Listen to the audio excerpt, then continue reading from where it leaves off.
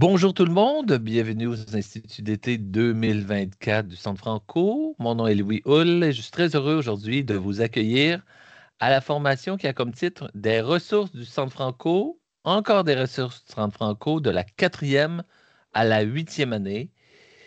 En plus, notre formatrice aujourd'hui, Marie-Pierre, et qui, justement, a donné une formation, si ça vous intéresse, pour les niveaux première à 3e année hier. Donc, aujourd'hui, on se concentre sur les ressources de 4e à 8e année. Et avant de commencer officiellement, je voudrais donner certaines consignes. Premièrement, veuillez noter que cette formation est enregistrée et qu'elle se retrouvera sur le site du Centre Franco au cours des prochaines semaines. Si vous avez des questions ou des commentaires, on vous invite à utiliser la boîte de clavardage ou encore votre micro pour nous faire part là, comme j'ai dit, commentaires ou questions.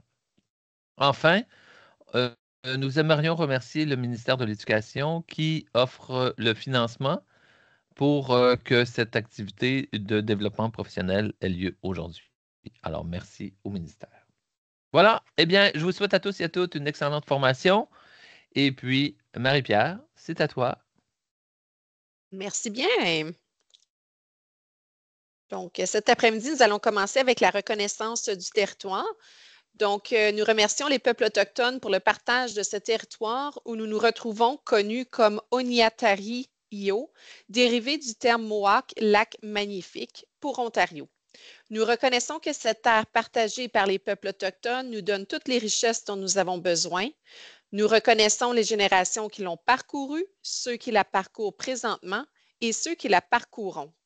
Les appels à l'action du rapport de la Commission de la vérité et de la réconciliation nous parlent de l'importance de l'éducation à comprendre notre passé et le territoire où nous habitons afin que nous puissions cheminer ensemble dans un esprit uni.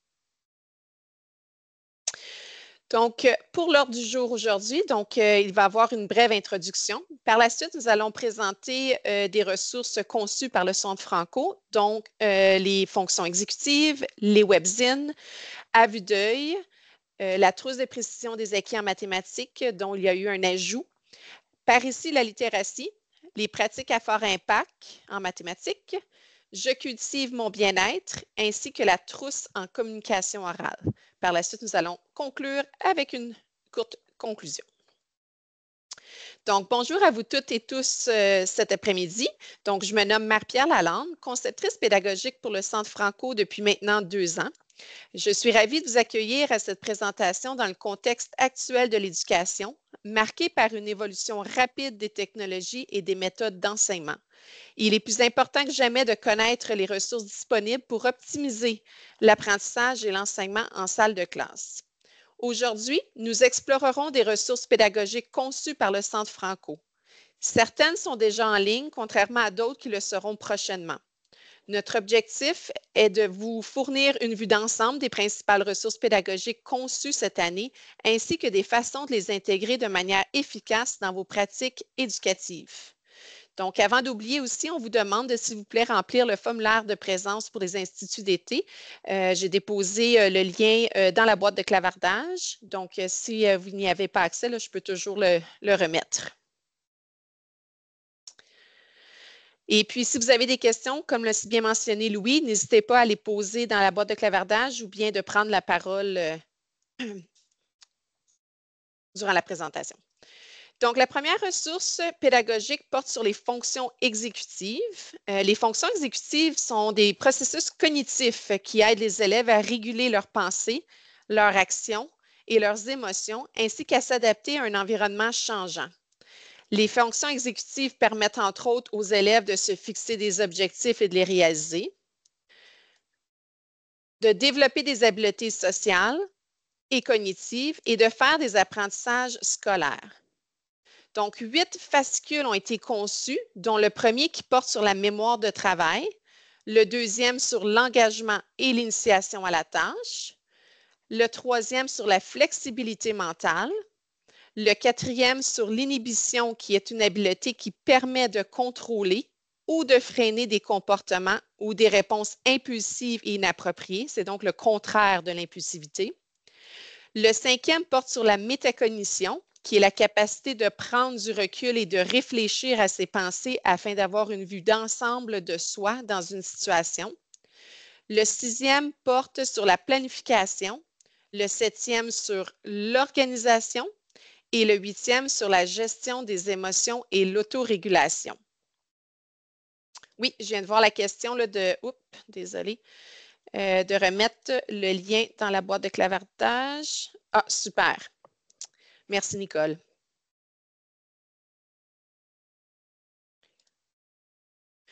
Donc, je vais prendre le premier fascicule à titre d'exemple qui porte sur la mémoire de travail. À noter que l'ensemble des fascicules ont la même structure afin que vous puissiez facilement vous y trouver. Donc, au début de chacun des documents, vous allez trouver une courte définition de la fonction exécutive et dans ce cas-ci, des divers types de mémoire de travail, verbale et non verbale. Donc, on a aussi des exemples d'utilisation des comportements observables liés à des problèmes concernant la mémoire de travail, donc dans des contextes de salle de classe, que ce soit en littératie, en numératie, en communication orale, voire même en situation de jeu ou bien en lien avec des habitudes de travail. Par la suite, nous y trouvons des adaptations et des stratégies à privilégier en salle de classe, vous permettant ainsi de faire des adaptations en classe pour l'ensemble des élèves. À noter que les fascicules peuvent également vous être très utiles lors de l'élaboration des PEI, soit les plans d'enseignement individualisés. Pour terminer, dans chacun des fascicules, vous allez trouver une mise en situation qui vous est présentée, ainsi que des pistes d'intervention possibles, toujours dans un contexte ou dans un milieu scolaire. Donc, je ne sais pas si vous avez des questions par rapport à la ressource des fonctions exécutives. Sinon, je vais poursuivre avec la deuxième ressource. Donc, j'ai mis les liens vers la ressource là, dans la première diapositive ici là, sur la ressource des fonctions exécutives. Vous allez trouver le lien pour y accéder. Par la suite, pour ce qui est de la deuxième ressource, ce sont les webzines qui sont offerts gratuitement et présentent des sujets variés, intéressants et d'actualité. Bien évidemment, les perspectives autochtones, la littératie, donc on compte la lecture, le vocabulaire, les habiletés en écriture, la communication orale. On touche aussi beaucoup les approches plurilingues, les compétences transférables et bien évidemment l'identité franco-ontarienne. Pour chacun des webzines, on trouve également un feuillet d'animation qui propose des apprentissages interdisciplinaires et intégrés. Donc, les feuillets d'animation peuvent être trouvés là, lorsque vous allez cliquer sur le lien. Si vous cliquez par la suite sur un webzine en particulier, vous allez trouver dans la barre de navigation au haut de la page la zone pédagogique et puis vous allez pouvoir y trouver tous les feuillets d'animation qui vont vous proposer des activités à faire en salle de classe. Donc, pour ce qui est du webzine Mon Mag à moi, c'est un webzine qui est rédigé pour les élèves de 8 à 11 ans. Donc, il comporte 14 différentes rubriques, dont le Parlons-en, le Mon Passeport, le Haut Menu, Alex et Artie, qui est rédigé et illustré par Paul Roux, Nétiquette, Duo Franco, qui est rédigé et illustré par Éric Pellado, le Juste pour lire, Tadam, Ma planète, Génial, À la découverte, Incroyable mais vrai, Étoile Franco et Énigmatique. Pour ce qui est du Quad 9, celui-ci est rédigé pour les élèves de 12 à 15 ans. Il propose lui aussi 14 différentes rubriques, dont le dossier, à table qui est une recette, bien dans sa peau, chronique voyage, entrevue, flash science, info sport, question d'argent, sans blague, vox pop, en ligne, Galactus, qui est rédigé et illustré par Paul Roux, pour s'amuser et le récit. Vous remarquerez que chacune des rubriques là, peut facilement être utilisée là, dans la planification de vos cours, que ce soit en littératie, numératie, en sciences. Donc, il y en a pour toutes les sauces. Donc, OK, Emmanuel n'a pas accès aux documents partagés. Donnez-moi 2 petites secondes. Je peux l'ajouter dans la boîte de clavardage.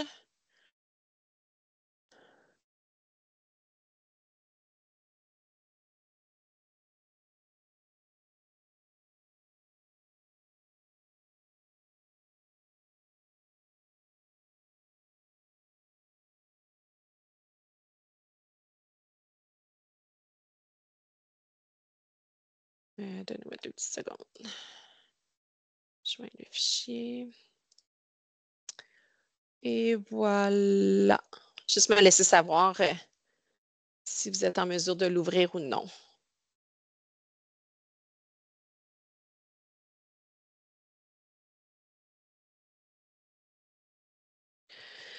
Donc, pour ce qui est de la prochaine ressource, il s'agit de la ressource à vue d'œil, qui est un remaniement des guides d'enseignement efficace en mathématiques pour les 6 domaines en numératie, que ce soit l'apprentissage des habiletés socio-émotionnelles en mathématiques, nombre, algèbre, données, sens de l'espace ou littératie financière.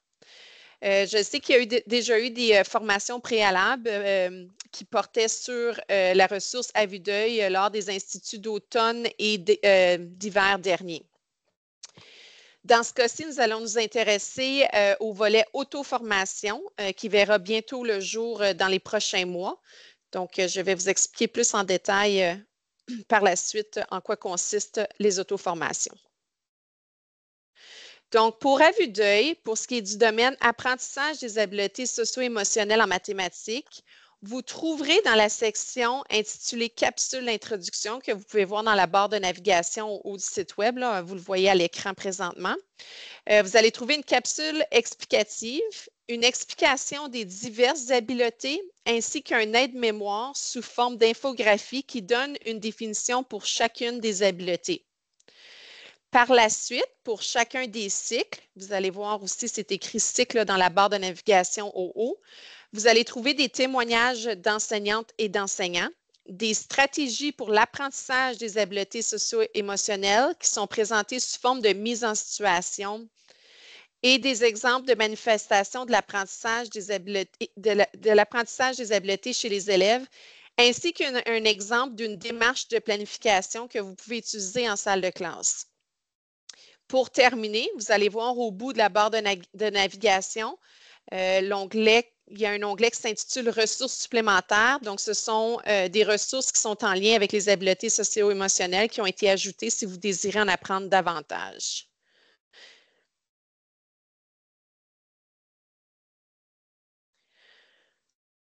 Pour chacun des autres domaines, vous y trouverez les fondements généraux pour les cycles primaires, moyens et intermédiaires. Donc, sous cette section, vous y trouverez les grandes idées mathématiques, les principes généraux d'enseignement du domaine en question, le rôle du personnel enseignant, une section qui porte sur la communication, ainsi qu'une autre qui porte sur l'enseignement par la résolution de problèmes.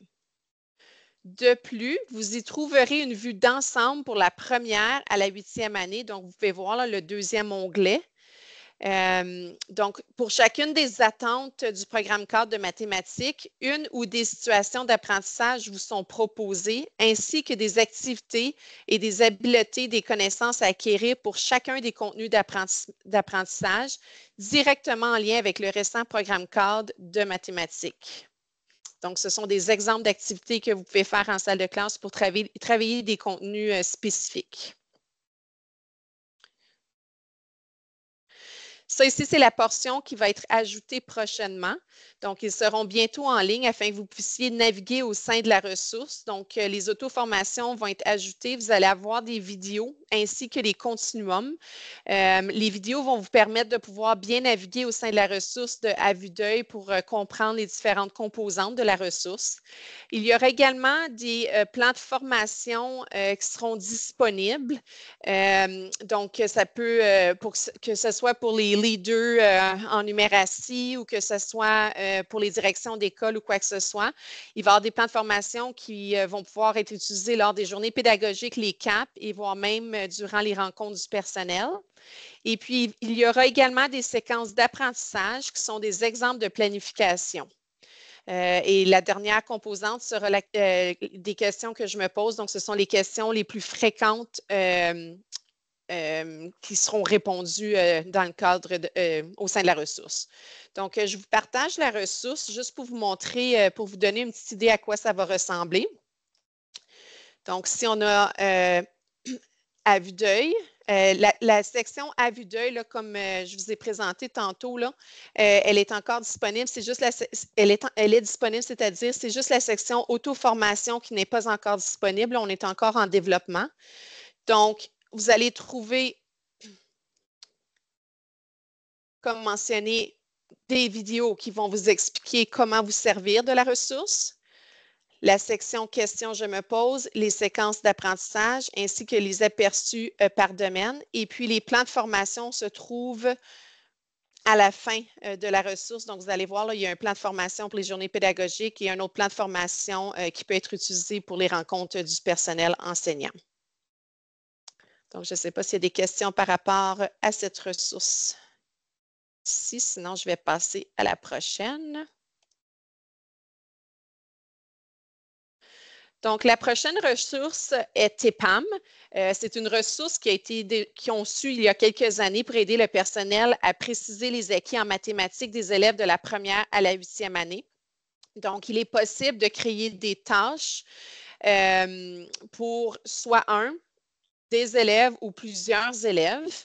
Mais il y a un petit ajout qui a été, il y a une petite section qui a été ajoutée qui s'intitule Stratégie et activité. Je peux aller vous la montrer. Donnez-moi 2 petites secondes.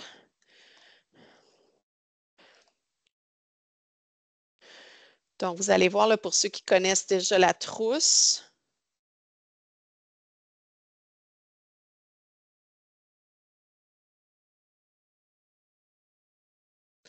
Donc, ici, la section...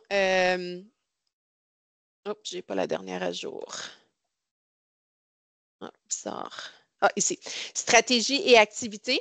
Donc, vous allez voir, là, il y a pour les 5 domaines, si j'entre, il va y avoir des stratégies qui vont vous être présentées avec des exemples concrets à travailler en salle de classe avec les élèves. Donc, ça, c'est la section qui est ajoutée ici, la stratégie et activité. Donc, je vais juste reprendre ici.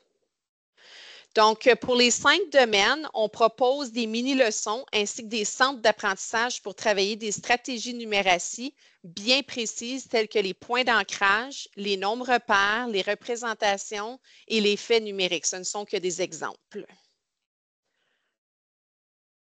Donc, je ne sais pas s'il y a des questions, sinon je vais passer à la prochaine ressource.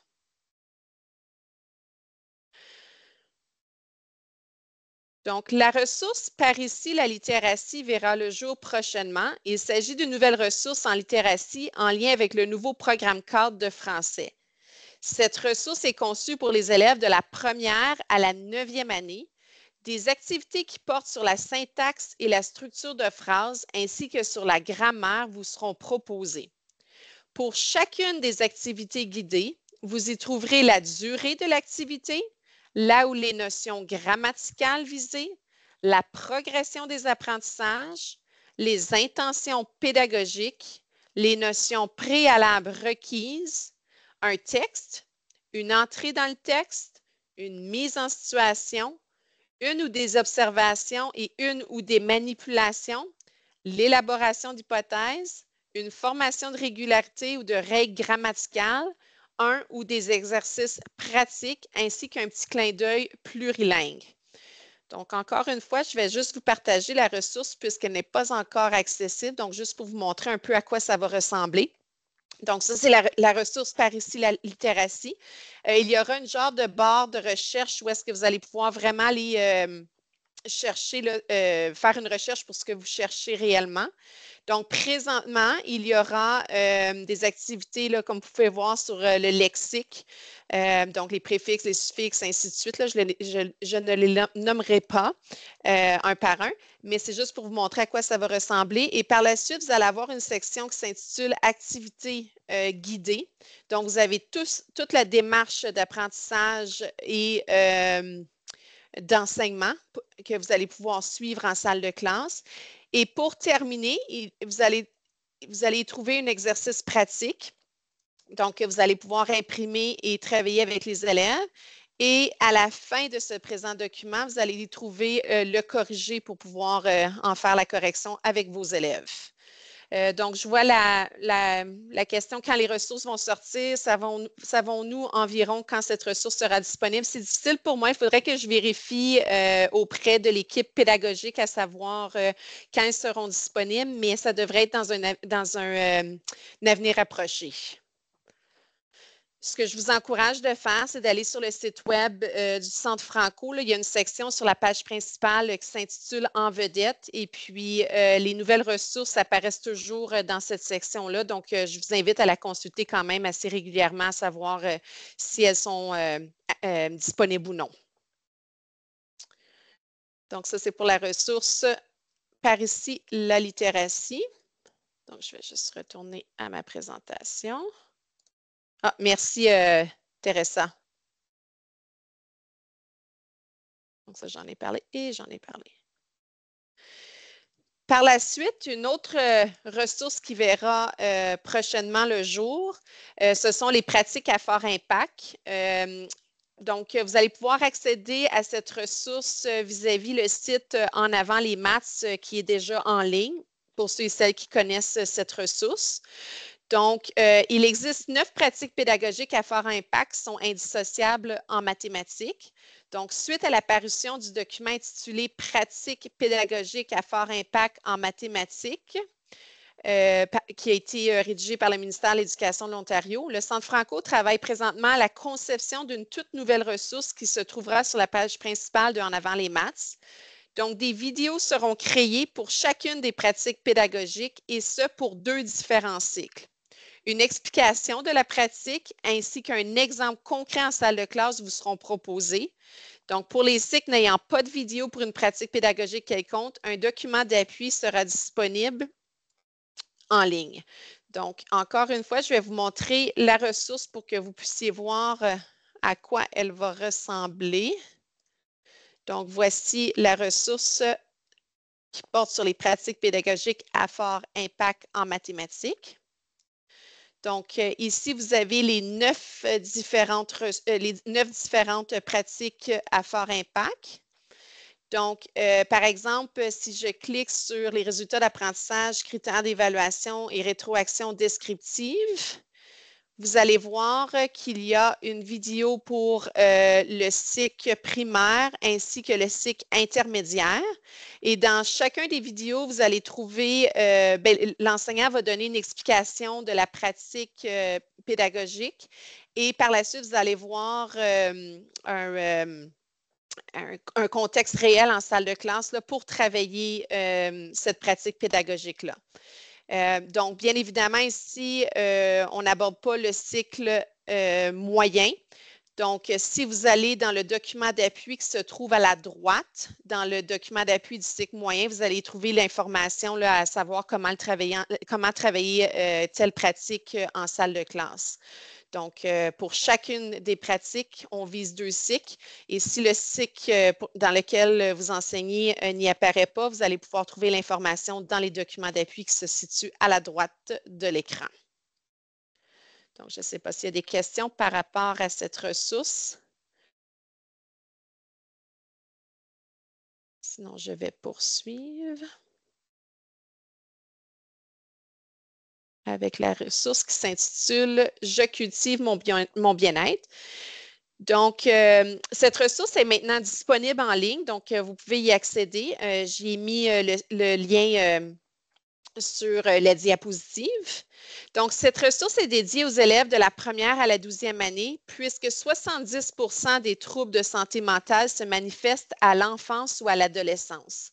Donc, pour chacun des cycles que vous voyez là, dans la barre de navigation au haut, donc le cycle primaire, moyen et intermédiaire, on y trouve une description du sujet qui sera abordé, une vidéo explicative pour les élèves, ainsi que des activités d'apprentissage en lien avec le sujet. Ce qui est très intéressant, c'est que les vidéos ont vraiment été conçues pour que l'élève puisse bien comprendre soit le sujet abordé ou quoi que ce soit. Donc, c'est une belle ressource là, à utiliser en salle de classe avec les élèves. Donc, les sujets qui sont abordés sont l'apprentissage du langage des émotions pour le cycle primaire, l'intelligence émotionnelle, qui est la compréhension de soi et la qualité des relations pour le cycle moyen, la santé mentale positive pour le cycle intermédiaire, le stress et l'anxiété pour le cycle secondaire, ainsi que les habiletés personnelles et interpersonnelles en période d'adaptation pour le cycle supérieur. Bien évidemment, cette ressource a été conçue en lien avec le programme cadre d'éducation physique et santé qui est apparu en 2019, donc pour le domaine D, qui s'intitule Vie saine. Vous allez trouver là, ce qui est surligné au bas de l'écran, là, donc littératie en santé mentale. Là. On peut voir que pour la première année, c'est la composante de la santé mentale, les émotions, les actions, les pensées. Donc, c'est directement en lien avec le programme cadre.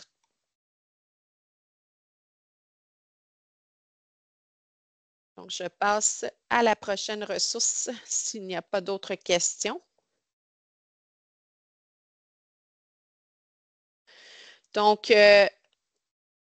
la dernière ressource que nous aimerions vous présenter aujourd'hui, c'est la trousse en communication orale qui verra aussi le jour très prochainement. Donc, c'est une trousse qui a été conçue pour développer les compétences langagières des élèves de la 7e à la 12e année. Donc, c'est des activités qui ont été conçues pour travailler le vocabulaire, les structures de phrases, les stratégies de communication verbale et non verbale, ainsi que les stratégies d'écoute chez les élèves. Donc, vous y trouverez sur le site Web un guide pédagogique afin que vous puissiez bien vous servir de la trousse. Et vous allez voir que 4 grandes catégories sont abordées, soit la vie scolaire, la vie sociale, la vie personnelle et la vie numérique. Donc, pour chacun des grands sujets, vous allez remarquer que la première activité vise à travailler le vocabulaire chez l'élève. Et par la suite, pour ce qui est des 3 activités qui suivent, les élèves sont invités à réinvestir le vocabulaire qui a été vu lors de la première activité. Donc, sous la catégorie vie scolaire, il existe 4 grands thèmes, soit personnel scolaire et école, apprentissage et évaluation, activités parascolaires et la collaboration. Donc, vous allez voir, c'est vraiment des sujets qui touchent de très près les jeunes. Pour ce qui est de la catégorie vie sociale, il existe 4 grands thèmes, deux grands thèmes, excuse-moi, l'amitié et la résolution de problèmes. Pour ce qui est de la vie personnelle, on touche à 3 grands thèmes qui sont les besoins et les émotions, l'identité, les rêves et objectifs. Et pour la vie numérique, on touche les réseaux sociaux et la pensée critique. Donc, encore une fois, puisque la ressource n'est pas encore en ligne, ce que je vais faire, c'est juste vous la montrer. Donc, comme mentionné, vous allez trouver le guide pédagogique là, qui est au haut de la ressource là, qui va vous aider à naviguer au sein de la ressource. Et puis, par la suite, pour chacun des grands thèmes ici, donc, nous avons la vie scolaire. Donc, la première activité, ça porte sur le vocabulaire et par la suite, on réinvestit les mots de vocabulaire dans les 3 activités qui suivent. Donc, on a toujours des activités qui portent sur la syntaxe, les stratégies de communication verbale et non verbale, ainsi que les stratégies d'écoute. Donc, pour chacun des grands thèmes. Donc, ce sont tous des activités différentes là, pour chacun des grands thèmes, mais nous touchons les mêmes contenus. Donc, je ne sais pas s'il y a des questions par rapport à la trousse en communication orale.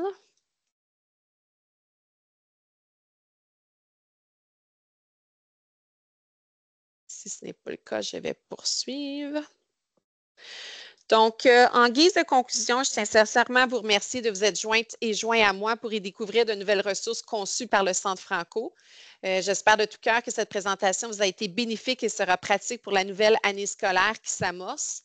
N'oubliez pas, comme mentionné tantôt, là, de consulter régulièrement la section intitulée En vedette sur notre site Web et de nous suivre sur les réseaux sociaux parce que naturellement, là, on y ajoute régulièrement les nouvelles ressources là, qui sont disponibles en ligne. Oui, et puis Teresa, là, je viens de voir que tu as ajouté le Facebook, là, mais si les gens cliquent sur les 4 images là, des 4 réseaux sociaux, ils vont pouvoir accéder directement à la page du Centre Franco, là. Donc, si vous avez des questions, n'hésitez pas à me joindre ou des commentaires ou quoi que ce soit. Puis, on serait grandement reconnaissant là, si vous pouviez juste prendre quelques minutes pour compléter le questionnaire de satisfaction que je vais ajouter dans la boîte de clavardage. Et à mon tour de prendre le micro, Marie-Pierre, pour te remercier pour cette présentation succincte, précise et efficace des ressources qui s'adressent aux 4e à 8e année. Alors, merci beaucoup.